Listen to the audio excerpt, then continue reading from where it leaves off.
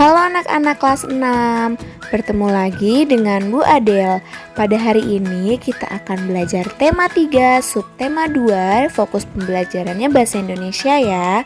Kita akan membahas tentang kalimat efektif dan menemukan informasi dalam teks eksplanasi. Anak-anak ada yang tahu tidak apa itu kalimat efektif? Ya, kalimat efektif adalah kalimat yang ditulis sesuai dengan tata bahasa yang baik, lengkap dengan ejaan yang disempurnakan atau EYD, beserta dengan kaidah yang tepat. Ciri-ciri kalimat efektif itu ada 3 ya anak-anak. Yang pertama yaitu kalimatnya lugas. Artinya, kalimatnya tidak menuliskan kata yang tidak perlu atau berbelit-belit. Kalimat disampaikan secara sederhana dengan menggunakan kata-kata baku. Contohnya, dalam kalimat tidak efektif, contohnya yaitu para tamu-tamu duduk di kursi. Nah, kalimat efektifnya tamu-tamu duduk di kursi atau para tamu duduk di kursi. Kenapa? Karena kata para itu menunjukkan banyaknya tamu.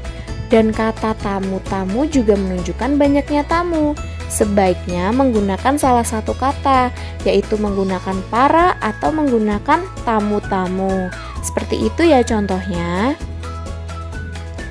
Lalu yang kedua yaitu ketepatan kalimat. Terdiri atas struktur kalimat yang berurutan dan bermakna logis. Kalimatnya tidak ambigu. Ambigu itu artinya tidak memiliki makna yang rancu. Contohnya, pada kalimat tidak efektif, kalimatnya yaitu lampu kakek yang antik itu dijual dengan harga yang murah. Kalimat efektifnya, lampu antik milik kakek itu dijual dengan harga yang murah. Nah, keterangannya yaitu kalimat memiliki 2 makna, yaitu lampu yang antik atau kakek yang antik. Jadi kalimat itu harus jelas ya anak-anak, tidak boleh ambigu atau memiliki makna yang rancu. Yang ketiga yaitu kalimatnya hemat. Maksudnya apa ya? Nah, kalimat hemat itu kalimatnya tidak memuat kata-kata yang memiliki kesamaan arti. Contohnya, pada kalimat tidak efektif yaitu pemberian hadiah dapat diberikan berupa piala dan sertifikat penghargaan. Kalimat efektifnya yaitu pemberian hadiah dapat berupa piala dan sertifikat penghargaan. Nah, keterangannya yaitu kata pemberian dan kata diberikan memiliki kesamaan arti. Nah, contoh yang ketiga seperti itu ya anak-anak ya. Selanjutnya, kita akan membahas mengenai menemukan informasi dalam teks eksplanasi dengan menggunakan peta pikiran. Menemukan informasi dalam teks eksplanasi dapat dilakukan dengan cara membaca cermat dan menjawab pertanyaan berdasarkan bacaan. Untuk mempermudah penyajian tersebut, kita dapat menggunakan peta pikiran. Nah, melalui peta pikiran, informasi penting dapat disajikan dengan menarik. Selain itu, kamu juga dapat memahami informasi penting dari tiap paragraf dengan lebih mudah.